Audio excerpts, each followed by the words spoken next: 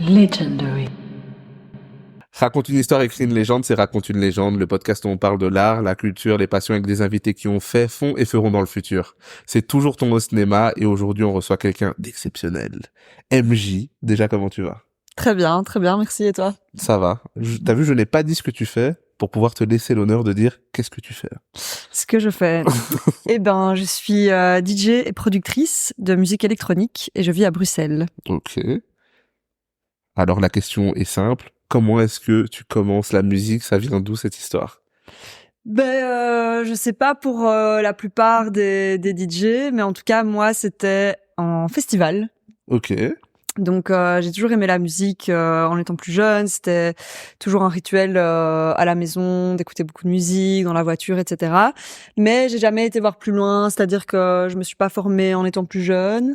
Par contre, il y a 8 ans, j'ai commencé à sortir en musique électronique, soirée électronique, Ok. festival, soirée sur Bruxelles, etc. Et j'ai découvert tout un nouveau monde qui s'est ouvert à moi, car étant de Charleroi et ayant fréquenté des écoles francophones, c'est vrai qu'il y a beaucoup d'influences du milieu français, donc pop, commercial, musique variété française.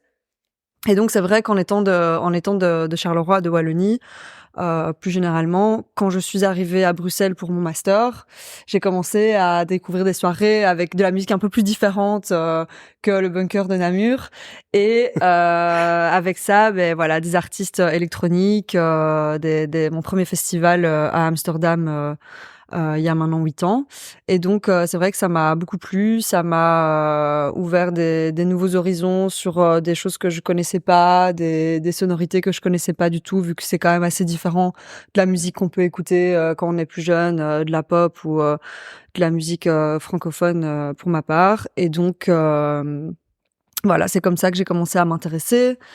Et je pense 4 ans après avoir fait pas mal de festivals, avoir rencontré beaucoup de personnes, beaucoup d'amis qui étaient aussi dans ce mouvement de musique électronique, j'étais en voyage à Barcelone et j'avais un ami qui a commencé à mixer en soirée alors que je savais pas du tout qu'il était DJ. Donc c'est-à-dire que je l'avais rencontré quelques années auparavant, on avait fait quelques soirées en Espagne. Et là je vois, il me dit ouais, ce soir je mixe dans une boîte, et j'étais là. Mais t'es DJ? Il dit ouais, c'est une passion et tout. Et donc je suis allée le voir mixer et je l'ai vu et je me suis dit purée, mais c'est génial, en fait le gars, c'est pas son métier mais il arrive quand même à transmettre une énergie au public, ses amis sont là, il va passer sa soirée puis il va aller dormir et le lendemain il va retrouver son travail, quoi. Et donc c'est là que j'ai eu un peu un déclic en me disant tiens, aujourd'hui les DJ sont pas forcément des stars, peuvent aussi avoir un travail comme un autre et ça peut aussi être une passion comme une autre. Donc je suis rentrée en Belgique, j'ai demandé un contrôleur à prêter à un de mes amis. Et c'est là que j'ai commencé à apprendre toute seule dans ma chambre, quelques petits conseils par-ci par-là, mais principalement. Pour toi, c'était évident quand tu l'as vu que t'allais rentrer et tenter de faire la même chose? Ah, mais j'ai eu un flash, Ouais, quoi. c'était direct. Ah, c'était un highlight. Je me souviens, j'ai pris mon téléphone, j'ai écrit à ma meilleure pote et je lui ai dit je vais devenir DJ, quoi. Ok. Et pareil, ma mère, mon copain et tout, ils me croyaient pas trop parce que c'est vrai que c'est pas un truc commun. Une passion ou un highlight, surtout que moi à ce moment-là j'avais mon entreprise, j'étais entrepreneur dans le milieu de la mode, donc c'était un peu un truc en plus qui venait croiser ma route, donc Un truc en plus et surtout rien à voir en plus avec ce que tu fais de base. non, rien à voir, Ok. parce que forcément moi j'ai étudié sciences économiques, j'ai travaillé 6 ans dans des startups plutôt orientées mode et design, et donc en effet la musique c'était vraiment juste une passion, c'était quelque chose que je côtoyais tous les jours, que ce soit en écoutant des mix ou en allant en soirée les week-ends, ou même mes vacances l'été, elles se dirigeaient un peu vers les festivals. Là-bas il y a un festival, donc let's go, je book une semaine là-bas, comme ça je pourrais visiter la ville. Mais c'était toujours mon leitmotiv, même pour les vacances ou les week-ends entre potes, c'était on va là-bas parce qu'il y a un artiste que j'ai envie de voir, ou il y a un festival que j'ai envie de découvrir, et let's go, quoi. Ok.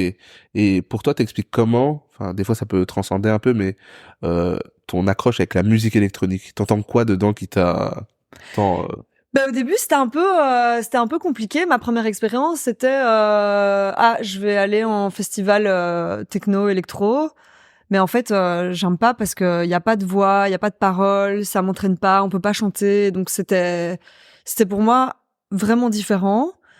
Et j'avais peur de m'ennuyer, en fait, parce que c'est de la musique qui est progressive. Et en fait, quand tu te mets dans un mindset où tu comprends que c'est une musique qui t'élève et qui t'emmène vers un voyage et tu dois vraiment, voilà, te relaxer et te laisser aller.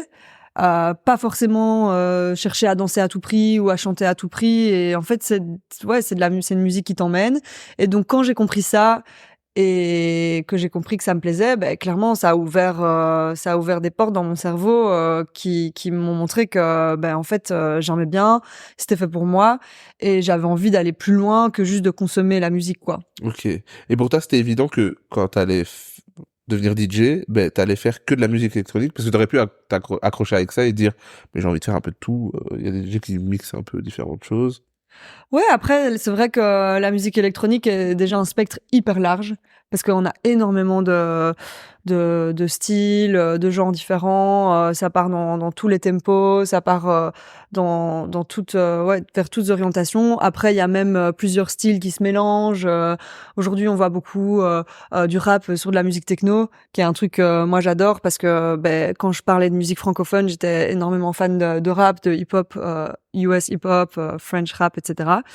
Mais c'est vrai que moi j'avais certains artistes que j'allais voir et je pense que par habitude j'ai développé plus de goûts musicaux pour ce genre d'artistes Ok. qui à l'époque je m'en rendais pas trop compte, mais en fait c'était des festivals qui mettaient en avant surtout des artistes dans certains labels ou dans certains genres, et donc c'est vrai que ma musique a plutôt évolué dans ce genre de musique là qui était à l'époque quand j'ai commencé plutôt progressive techno,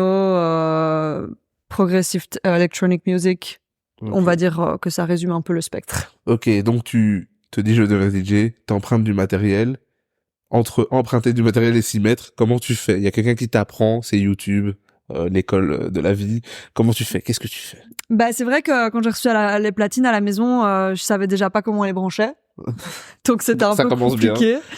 Donc ouais, pas mal de recherches, des petits sur Reddit, sur Google, sur YouTube. Mon ami qui me les avait prêtés m'avait vite fait expliquer, mais il savait pas trop non plus en fait, parce que c'était un peu un truc qui traînait chez lui et il s'en était pas trop mis non plus. Donc ouais, à gauche à droite, puis surtout en fait en regardant les autres faire. Donc j'allais en club, je me mettais derrière le DJ. Je buvais pas, j'étais hyper focus sur ce qu'il faisait. Et d'ailleurs, pour la petite anecdote, le premier set que j'ai enregistré, que j'ai posté sur SoundCloud, je savais pas comment on mettait une loupe, en fait, sur les platines. Donc, en fait, le premier set que j'ai enregistré, j'ai dû le refaire 3 fois parce que la musique, elle se terminait. Et j'avais pas capté que je pouvais mettre une loupe, quoi. Et donc, après avoir enregistré ce fameux set, je suis sortie à Bruxelles, au Mirano. Et là, je vois le DJ qui mixe et je me rappelle toujours, il jouait ce track Work It, le remix de Soulwax qui était un gros buzz en Belgique.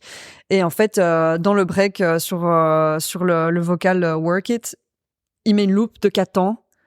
Et là, c'était mind blowing, quoi. Je le vois mettre cette loupe et je me dis ok, donc maintenant on peut mettre des loupes. Et donc ouais, c'est comme ça, vraiment en sortant, en parlant avec des gens. Il y a quelques potes qui avaient des notions, je posais plein de questions, j'envoyais des messages. Donc ouais, c'est vraiment surtout fait à la maison. Faut savoir que prendre des cours de DJ quand tu es amateur et que tu regardes les écoles ou les choses, les formations, ça coûte hyper cher. Je ne savais pas qu'il y avait des écoles de DJ. Ouais, si, il y a des Ok. écoles de DJ, notamment la SAE à Bruxelles, qui est aussi une école de production de musique électronique.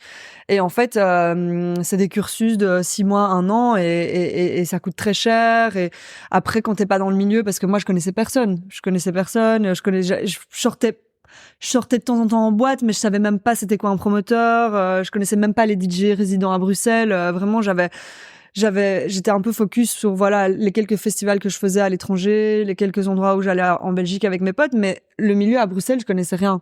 Et donc forcément, c'est vrai qu'aujourd'hui tu peux te dire tu peux te prendre des cours particuliers chez un DJ, il va t'expliquer les bases, etc. Mais moi j'ai pas du tout eu ce réflexe en fait, sauf demander à quelques potes qui connaissaient plus ou moins. Mais après ouais, c'est vrai que j'ai appris moi-même, j'ai fait pas mal d'erreurs. Ok. J'ai fait pas mal d'erreurs. Je me suis vite confrontée au public, c'est-à-dire que j'avais une pote qui organisait son anniversaire dans un bar. Je venais à peine d'apprendre les bases, je savais à peine faire une transition. Elle me dit ouais, viens mixer. Et je suis là, ok, bon, j'ai un pote qui a du matos, on va venir à deux. Je vais mixer avec lui Et ouais, c'était pas parfait, mais en même temps, ça me confrontait directement à un public et ça me mettait à l'aise. Et donc ouais, moi toutes mes erreurs, je les ai faites devant du monde, en essayant évidemment de bien m'entraîner. Donc je pouvais quand même rattraper un petit peu ce que je faisais si ça partait un peu en cacahuète. Mais en tout cas, ça m'a donné ce feeling où je savais que je pouvais le tester. Et en même temps, faut se dire que la majorité des gens dans la soirée, ils comprennent pas trop ce que tu fais et ils comprennent pas trop quand il y a une erreur ou pas.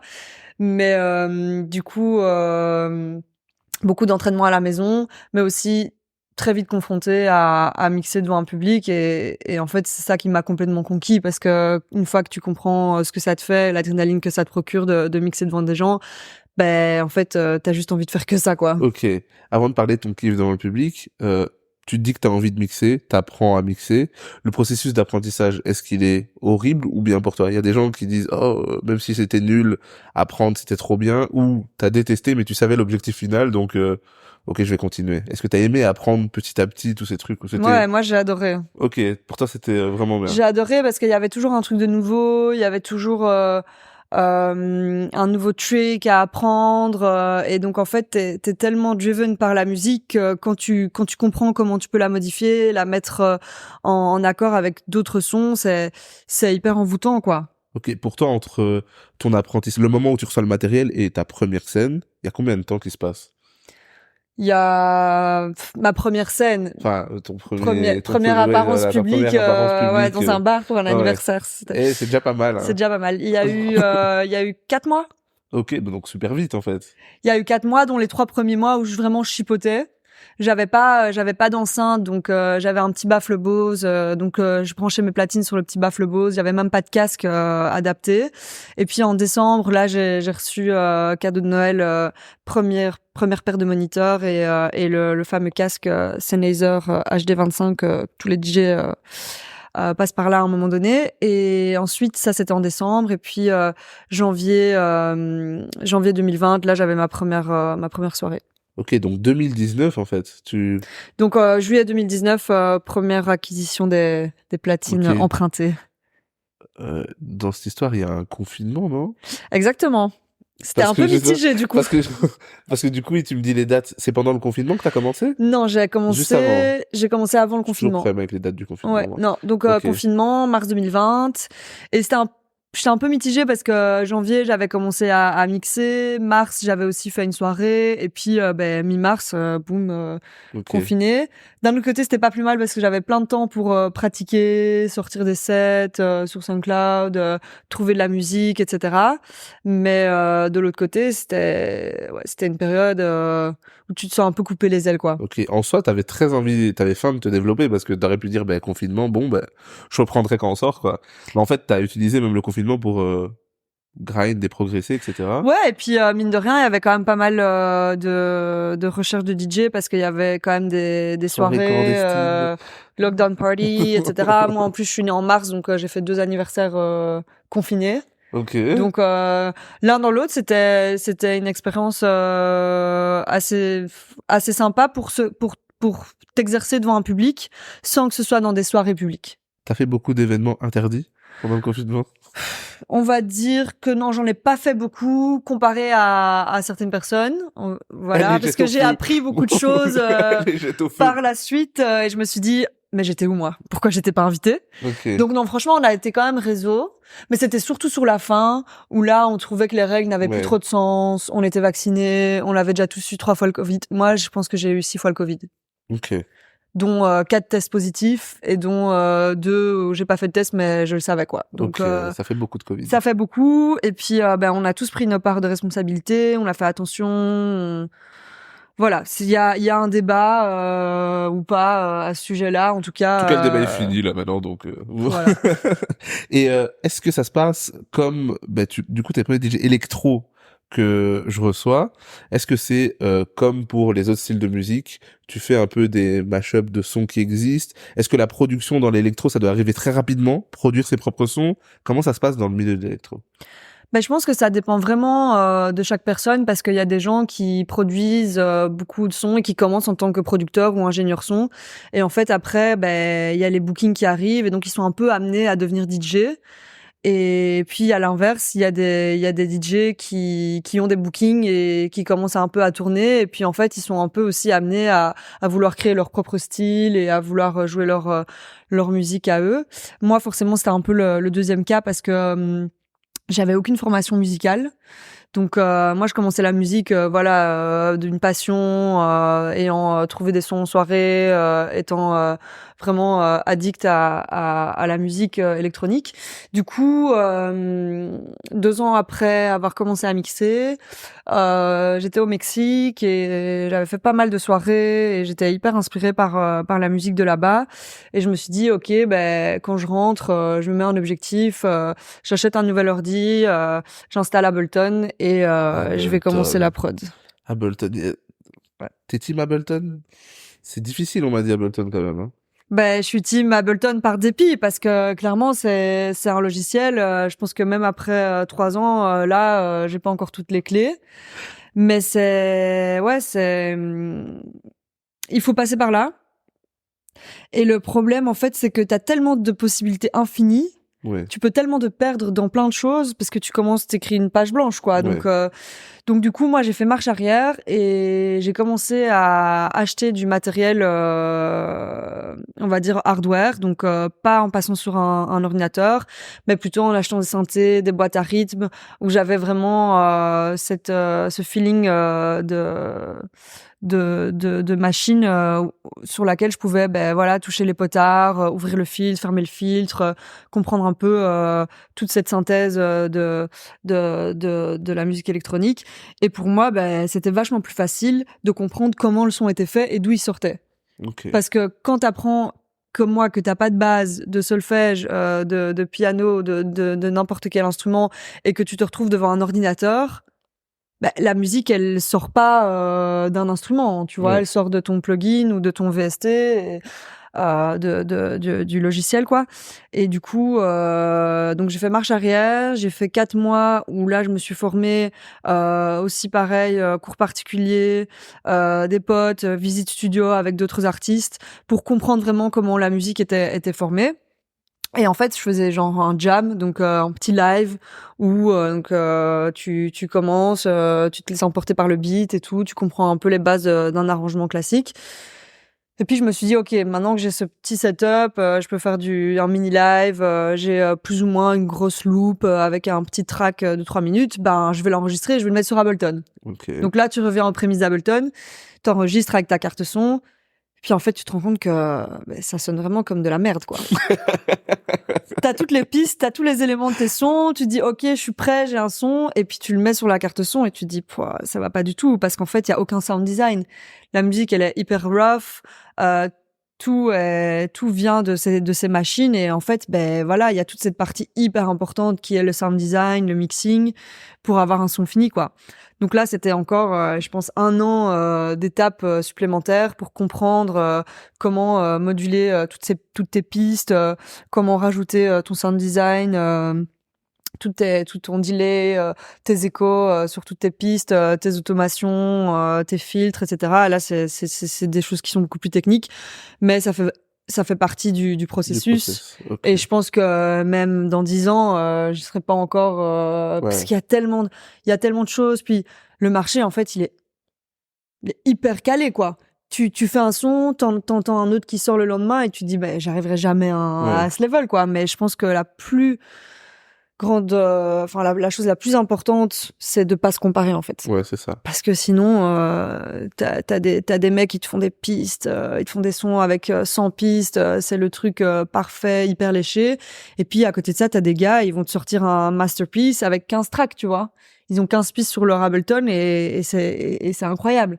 Mais donc je pense que déjà avancer à ton rythme, même si c'est pas ouf, tu sors un son, puis le prochain il sera mieux. Et vraiment, le meilleur conseil que je puisse donner, c'est de sortir des sons, quoi. Okay. Je connais des producteurs, ils ont 20, 50 maquettes sur leur ordi, et ça fait 4 ans qu'ils produisent, ils ont jamais rien sorti. Et moi, je suis là, mais vas-y, ouais, mais non, c'est pas bien. Mais en fait, tant que tu confrontes pas les gens à ta musique et que tu te confrontes pas aux critiques, tu peux pas avancer.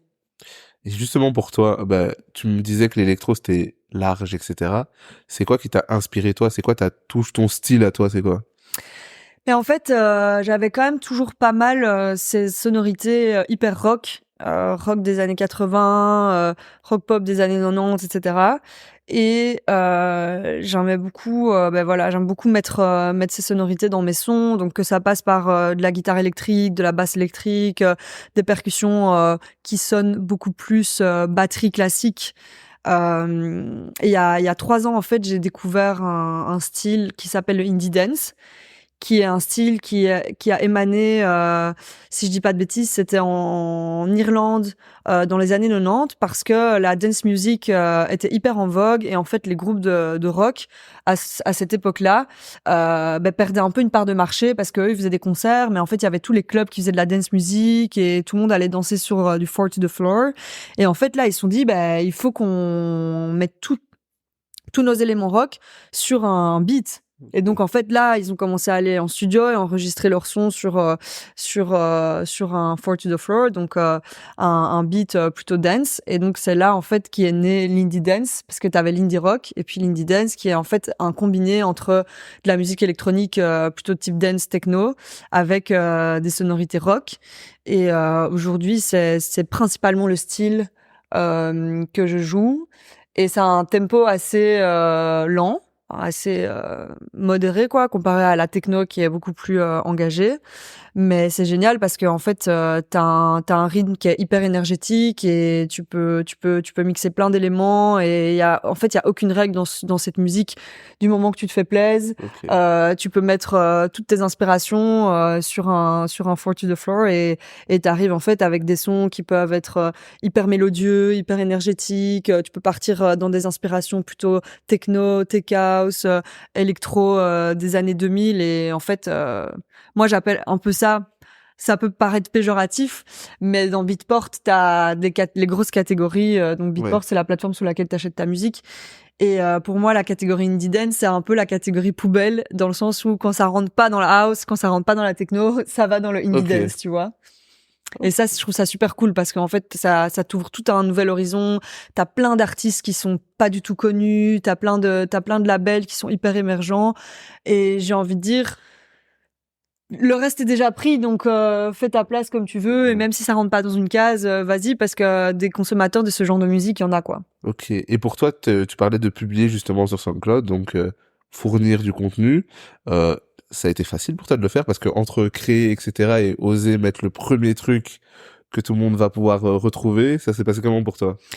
En fait, moi, j'avais trop hâte de publier mon premier set sur SoundCloud. Je me rappelle, j'avais fait 1 heure de set, mais j'avais blindé la pression que ça soit bien, et comme cette histoire de loop là, je savais pas encore faire une loop, donc je l'ai recommencé plusieurs fois, parce que ça arrivait trop tard. C'était un peu un test pour moi, tu vois. C'était un peu avant de faire une représentation devant le public. Ok, déjà, je vais montrer ma musique sur SoundCloud.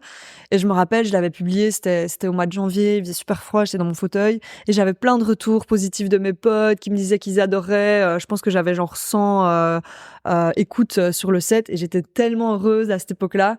Genre, c'était même pas Ce qui genre. est pas mal, hein, sans écoute. Oui, sans quand écoute, on en c'est a pas 100 000, mal. on dirait oui, Voilà, mais à la base, tu quand vois, on en a 100, j'avais même pas encore un booking. Enfin, allez, il y a des DJ aujourd'hui qui commencent et qui veulent des bookings, qui veulent être bookés sur des grosses scènes avec des grosses line-up et tout. Et moi, à l'époque, j'avais juste sorti un set sur SoundCloud, j'avais 100 écoutes, et j'étais la plus heureuse du monde, quoi. Okay. C'était genre la victoire du mois. Enfin, c'était trop chouette. C'était les débuts. Et puis au début, dès que tu fais un petit pas en plus, t'es hyper content. Et moi, juste me dire qu'il y a des gens qui écoutent mon set, je me sentais hyper heureuse et hyper reconnaissante, en fait. Ok.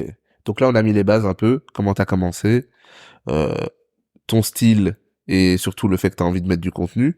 Comment tu te développes après? Parce que là maintenant, t'es beaucoup plus connu. Comment, par quel axe ça a fait la diff pour toi? Est-ce que c'était en postant énormément? Ça peut être une combinaison évidemment, hein, mais je veux dire, toi, c'était quoi un peu ta stratégie pour réussir à te développer, vu que t'avais envie de faire ça? En fait, j'ai eu un peu une stratégie plutôt orientée business. Et qu'est-ce que tu fais dans un business quand tu lances un concept? t'as deux choses, t'as ta visibilité et puis t'as la prospection. Donc pour moi, c'était hyper important d'avoir une visibilité, de montrer à mon réseau en fait que je m'étais lancée en tant que DJ. Donc c'était important de mettre mes réseaux à jour, de dire aux gens que j'étais devenue DJ. J'étais encore débutante, hein, j'avais aucune prétention à l'époque, enfin d'ailleurs j'en ai toujours pas, mais je leur montrais que j'étais là, je leur envoyais ma musique, que j'avais sorti un set. Donc là j'avais aussi un peu mis les bases en mode j'ai un nouveau projet, etc. Et les gens qui me connaissaient à l'époque savaient que quand je me lançais dans quelque chose, c'était que j'étais hyper motivée et donc ils me suivaient à fond. Et puis ensuite la prospection, donc moi j'avais aucun contact. Je connaissais personne dans le milieu de la nuit à Bruxelles. Et donc, en fait, c'est passé par aller en soirée, se présenter, rencontrer des gens. Et puis, le bouche à oreille a un peu fait son effet en disant, elle, je l'ai vu mixer à une soirée pendant le Covid, super chouette et tout. Et donc, en fait, au déconfinement, premier déconfinement, c'était quoi, du coup, en 2020. Oui, c'est Là, ça, c'est 2020. j'ai eu mon premier booking au Knockout de Waterloo. Ok. Et c'était encore les soirées où t'étais assise à table et tu pouvais pas te lever. Ça finissait à 22h et tout ça, quoi. Donc c'était assez étrange de commencer là-dedans. Dès que t'allais aux toilettes, tu devais mettre ton masque, etc. Mais c'était un début comme un autre et ouais, du Knockout, c'est parti vers d'autres endroits, d'autres bars, d'autres terrasses. Et puis, je pense que le style aussi que j'amenais était un peu différent Ok. de ce qu'il y avait sur la scène. Et pour moi, enfin, je l'ai vu parce que les gens aimaient bien ma musique, mais ils me disaient j'adore ta musique, mais je comprends pas c'est quoi, d'où ça vient, j'ai jamais entendu. Et pour moi, c'était bizarre parce que c'était ma musique et donc je me disais purée, mais c'est fou que les gens ils connaissent pas. Mais en fait, c'est normal au final parce que toi, c'est pas parce que toi t'es dans ton Oui. truc, t'es un peu enfermé dans ta case et en fait quand tu montes ta musique au monde et au public, ils sont assez intrigués et pour moi c'était cool de leur faire découvrir des nouvelles choses et de leur montrer c'était quoi plutôt c'est électro, indie dance et c'était cool de leur montrer un nouveau truc, quoi. Ok. Tu parles de prospection, etc. T'es allé, on parle du public même qui est réceptif, mais t'es allé vers des endroits, tu trouvais que le milieu était réceptif, on parle des organisateurs, des événements, est-ce que c'était facile ou compliqué d'y accéder? Est-ce que t'as eu l'impression que, enfin, on t'a mis des bâtons dans les roues, mais que il y avait des gens qui voulaient rien entendre, etc. à ce moment-là? Comment ça s'est passé pour toi? Je pense que c'est un milieu où clairement il y a beaucoup d'appelés, il y a peu d'élus. Donc Ok. je vais pas dire qu'il y a une concurrence parce que moi je considère pas mes collègues DJ comme de la concurrence ou des compétiteurs. Moi je suis plus dans le mindset où au plus il y a de DJ, au plus la scène est grandie, au plus il y a de soirées. Donc pour moi ça va que vers le haut, quoi, Mais parce que tu sais que tout le monde ne considère pas ça comme ça. Toi, ça tu, je sais très bien. toi, C'est une approche business de concurrence. voilà.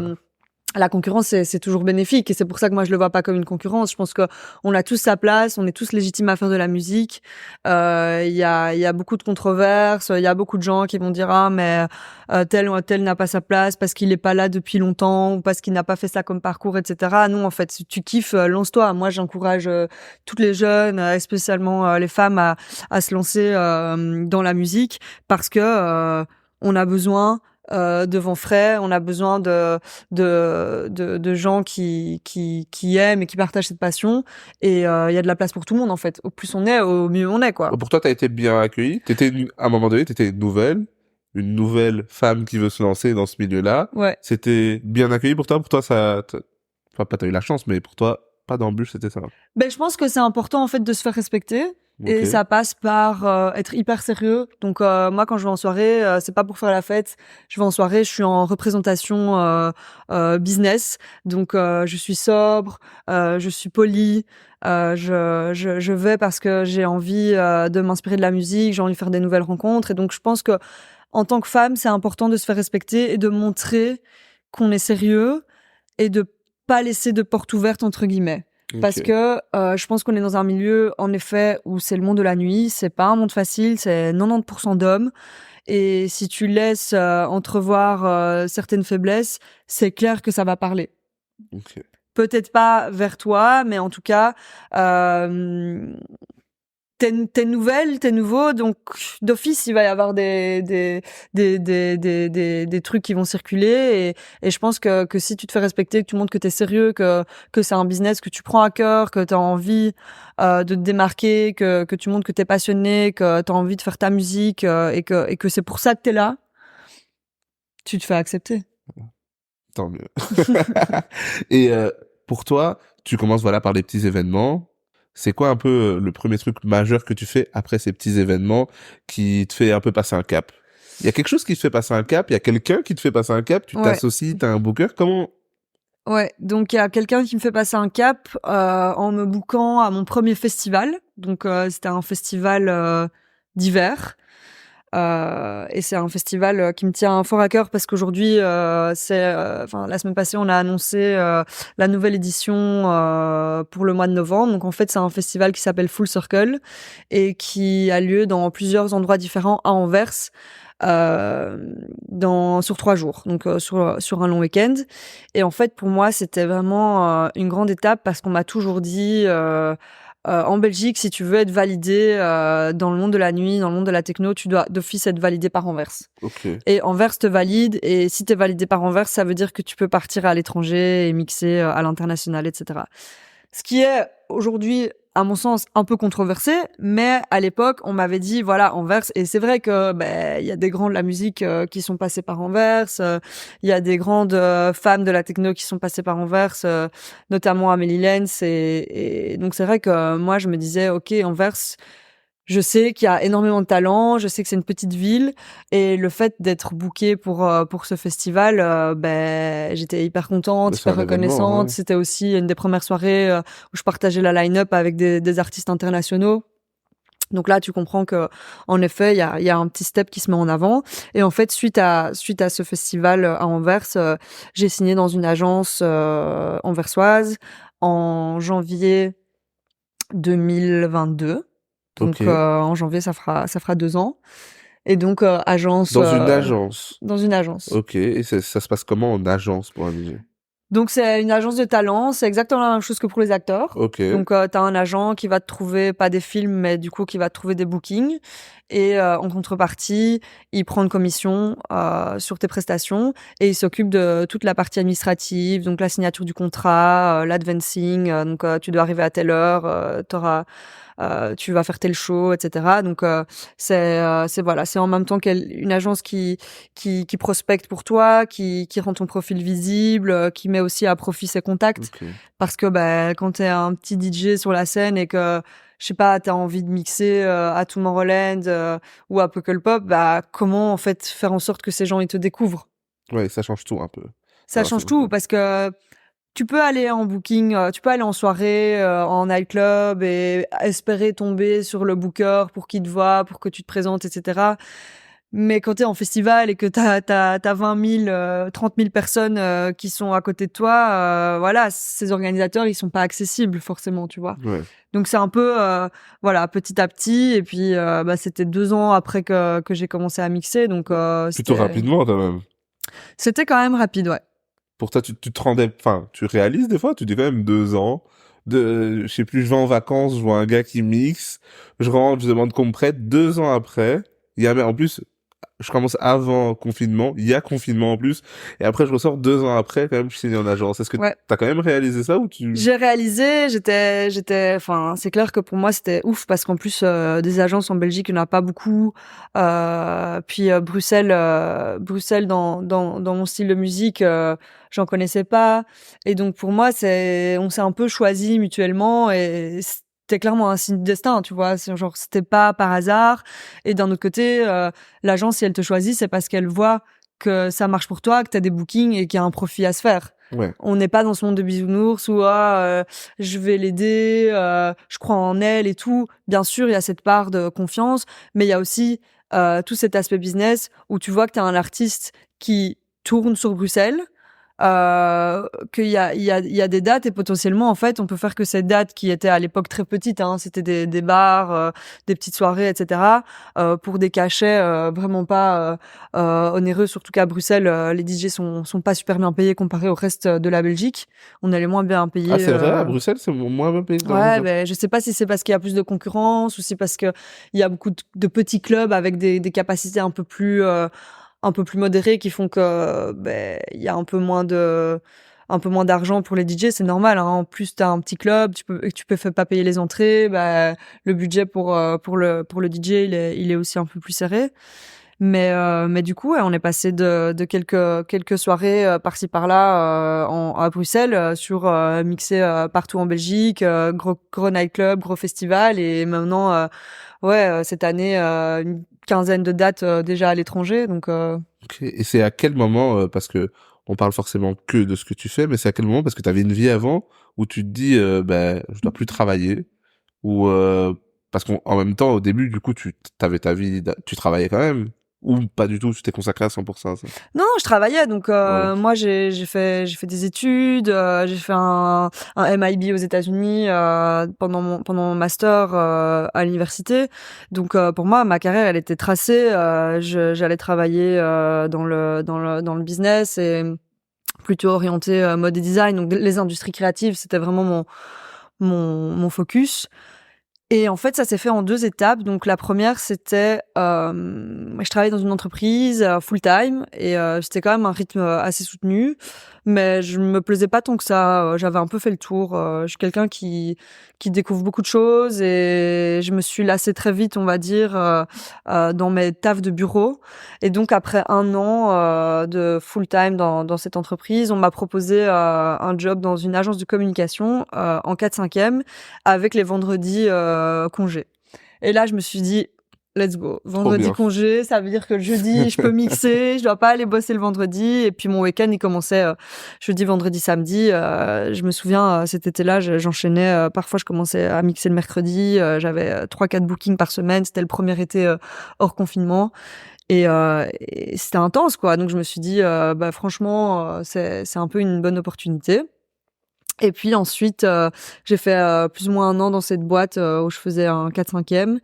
Et là, je venais de signer dans l'agence où, après quelques mois, je me suis dit, bah, en fait, j'ai envie de focus à 100% dans la musique. La production, ça me prend plus de temps. Parce que bah, les week-ends, tu mixes, mais tu peux combiner ça avec un taf full-time. Hein. Ouais. Clairement, quand tu travailles le soir et les week-ends, tu peux te permettre d'aller travailler lundi matin. Bon, faut faire attention pour être frais, mais tu peux te permettre d'enchaîner les deux. Mais je sais pas, je me suis dit je vais me lancer à fond et on verra. Et en plus à Bruxelles, on a quand même pas mal d'aides pour tout ce qui est jeunes start-up, entrepreneuriat. Donc j'ai fait appel à des incubateurs Ok. pour lesquels j'avais des aides pour me permettre en fait de pas devoir assumer un job qui me pompait aussi toute mon énergie et ma créativité, parce qu'au final des fois tu rentres vas-y derrière te mettre ton ordi et commencer à faire du son, Pas simple. voilà, t'es pas dans une dynamique qui te pousse à la créativité. Et donc ça c'était en mars 2022. Ok.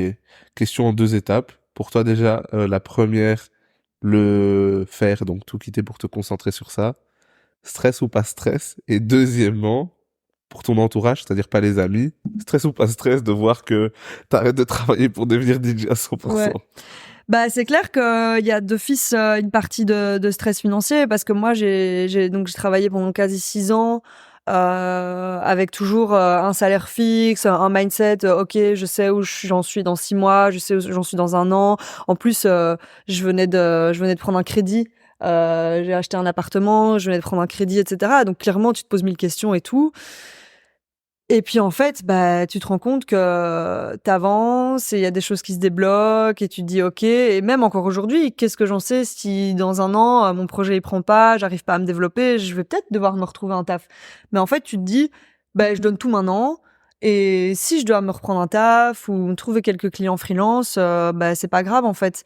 Il y a tout ce mindset qui se développe, pas que quand t'es dans la musique en fait, même quand t'es entrepreneur, quand t'es indépendant, tu sais pas comment tes finances vont être d'ici 6 mois, d'ici 1 an, t'en sais rien en fait.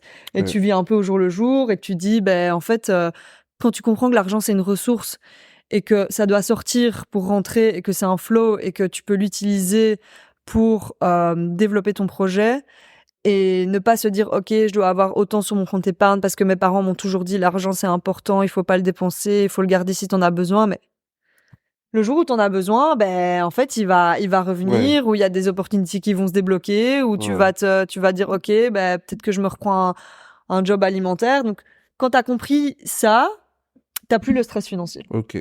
Et pour les autres, parce que toi, tu l'as compris.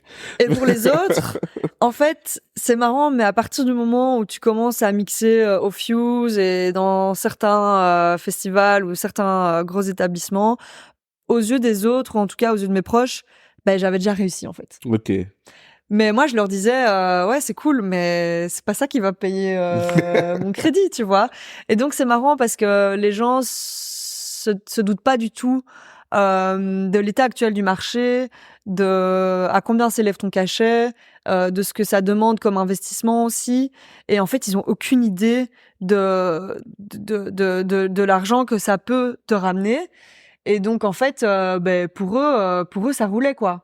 Pour eux, ça roulait. J'avais beaucoup de dates, j'avais pas mal de visibilité, que ce soit des radios, que ce soit des interviews, etc. Et donc, en fait, les gens ne te posent pas la question, en fait. Ah, tu quittes ton travail et tout. Ils voient que tu mixes, ça roule. Ok. Et niveau ton artistique pendant ce temps-là, t'as commencé avec SoundCloud, mais est-ce que du coup t'es passé à Spotify en tant qu'artiste, t'as sorti qu'est-ce qui s'est passé pour toi en même temps, quoi, pendant ce temps-là? Donc avec l'agence, on a travaillé sur mon profil, on a tous ces petits endroits où je mixais à Bruxelles et alentour. On a un peu tout rééquilibré parce que forcément quand tu signes en agence, ton profil il change. T'as d'autres ambitions. Ton prix il change aussi. Forcément, vu que l'agence elle est aussi rémunérée à la commission, donc elle a aussi intérêt à ce que le cachet soit aussi plus important. Donc en fait, tu passes par une phase transitoire où t'as moins de dates, mais tu sais que c'est pour le bien en fait, parce que t'as moins de dates, parce que peut-être que celle d'avant elle correspondait pas à ton positionnement, ou ça correspondait pas, la line-up elle correspondait pas aux ambitions que t'avais à ce moment-là. Et donc en fait tu passes par des phases où t'as beaucoup moins, mais t'as mieux. Et donc c'est quand même encourageant parce que ça te permet aussi d'être un peu plus exclusif. Tu gardes tes sons, les petites pépites que tu trouves. Tu vas peut-être mixer 1 ou 2 fois par mois, mais quand tu vas mixer, ça va être des chouettes dates. Tu vas rencontrer du beau monde. Tu vas mixer sur un gros sound system avec un light jockey hyper expérimenté qui va t'en foutre plein les yeux. Dès qu'il y a un gros drop, ça va tabasser en termes de lights, etc. Donc tu rentres dans une expérience complètement différente où en fait là t'es professionnel dans le milieu et tu travailles avec des professionnels. Et donc c'est plus je bricole un truc, je sais pas quand il va me donner mon enveloppe et tout, ou comment je vais arriver à cette soirée et tout. Là tout est prêt pour toi, tout le monde t'attend, c'est hyper smooth, t'as pas de stress, tout est déjà dicté d'avance entre guillemets, et en fait tu dois juste te concentrer sur une chose, c'est ta musique. Tu dois délivrer, tu dois faire le taf, et c'est génial parce que tu te concentres que sur ta musique et que sur le côté créatif. Et ensuite, du coup, ça tombait plus ou moins bien parce que là, moi, mon objectif, c'était forcément de sortir un EP. Et je me rappelle, j'ai fait donc j'avais un ingénieur à l'époque qui s'occupait du mix et du mastering des sons. Et donc, premier son, je galérais. C'était compliqué de me dire, ok, j'ai un objectif de sortir un son, mais en même temps, je sais pas quand je serai prête. Donc en fait, mon ingénieur là, il m'a pas mal aidé, il m'a donné quelques conseils, et en fait moi je galérais surtout au niveau des low ends, donc de tout ce qui était basse, parce que voilà, les percussions, les mélodies pour moi c'était un peu plus tangible, tandis que les basses c'est quelque chose que t'entends pas dans ton casque ou dans tes moniteurs, tu vois, tu dois quand même avoir des notions un peu plus d'ingénierie pour comprendre si la basse elle sonne bien, si elle est ok pour ressonner sur un gros sound system, si elle prend pas toute la place en termes d'autres fréquences, etc. Et donc lui m'a vraiment aidé à régler en fait cette partie plutôt basse Hello Hands. Et il m'a renvoyé le son qu'on avait fait en collab. Et je l'ai joué à Tomorrowland. Et en fait, le son, il sonnait super bien. Les gens, ils ont hyper fort accroché. Et je me suis dit, ok, let's go. Ce sera le premier son de mon premier EP qui s'appelle Sonic Identity. Et pour moi, c'est vraiment l'identité de mon son. Donc Sonic, le son, et Identity, l'identité. Et c'était le premier track dans mon premier EP. Et donc cet EP, j'ai commencé à le bosser en juillet 2022 pour le signer en octobre 2022 et le sortir ici en janvier de cette année, donc Ok. en janvier 2023. Donc il y a quand même un time Attends, lapse entre le début et la fin. Et puis il faut le signer cet EP parce que moi j'avais pas envie de le sortir comme ça sur SoundCloud. J'avais envie de me trouver un vrai label qui aussi sa touche, son univers, sa liste de distribution, etc. Et donc là c'était aussi beaucoup de prospection parce que quand t'es un artiste émergent, t'as pas encore de son à ton actif, il faut que les gens ils prennent le temps d'écouter ton son, etc. Et donc j'ai sorti ça sur un label brésilien. Et en fait le Brésil aujourd'hui, il y a énormément de producteurs indie dance qui émanent de là-bas. Il y a vraiment plein de belles choses qui se font. Moi, j'ai mes producteurs préférés, ils viennent du Brésil, et donc pour moi, c'était hyper gratifiant en fait de sortir ça sur un label brésilien. Et puis depuis le mois de janvier, je sais pas, des releases, j'en ai eu déjà, je pense 5 releases. Et en fait, j'avais un objectif pour l'année 2023 de sortir 6 releases. Ok. Et l'objectif, il a été atteint là, je pense en octobre, avec la 6e release, qui sera mon 3e EP. Et à côté de ça, j'ai encore 2 remixes qui vont sortir et un autre EP fin de l'année, plus un single en décembre. Donc j'ai bien clairement dépassé l'objectif. Et c'est cool parce qu'en fait, quand tu commences dans la production, il y a tout un nouveau monde qui s'ouvre à toi parce que moi, j'ai eu plein de producteurs qui m'ont contacté pour qu'on fasse des collabs, le label qui te dit tu veux pas faire un remix de cet artiste, et donc en fait, ça te crée plein de liens, ça te crée plein de collaborations, et c'est super chouette parce que pour moi, la musique de base, c'est pour ça que je le fais, c'est pour rencontrer des gens, répandre mon énergie, et le fait de rencontrer toutes ces nouvelles personnes et de se dire qu'on peut créer ensemble et qu'on peut faire des nouvelles choses et qu'on fusionne 2 univers, c'est super chouette parce que il y a tout un nouvel univers qui se crée et il y a tout un partage qui se fait, et en fait c'est que du kiff, quoi. Ok. J'ai une dernière question pour toi. Pourquoi tu t'appelles MJ? Alors MJ, en fait, je cherchais mon nom de DJ, donc quand j'ai reçu les platines et que je me disais ok, il faut que je trouve un nom parce que clairement j'avais pas envie d'utiliser mon prénom, mon nom de famille, puis je trouvais que ça s'adaptait pas trop au milieu dans lequel j'étais. Et du coup j'étais dans un bar au cimetière d'Ixelles, et là il y a Thriller de Michael Jackson qui passe, et en fait Michael Jackson, c'est un de mes plus grosses inspirations, notamment dans ma jeunesse. Et quand j'étais jeune, je disais toujours à mon père, Michael Jackson, on a les mêmes initiales. Moi, mes initiales, c'est JM, et Michael Jackson, MJ. Et donc, j'ai eu un flash et je me suis dit, en fait, je peux inverser mes initiales et je peux l'écrire en phonétique. Et donc, de JM, c'est devenu MJ, et donc MJ. Alors, moi, si on termine sur Michael Jackson, moi, je suis heureux là. Pour moi, c'est bon. Merci pour ton temps. Incroyable. Avec plaisir. Et j'espère encore plein de productivité et plein de belles choses pour toi. Merci beaucoup. À bientôt.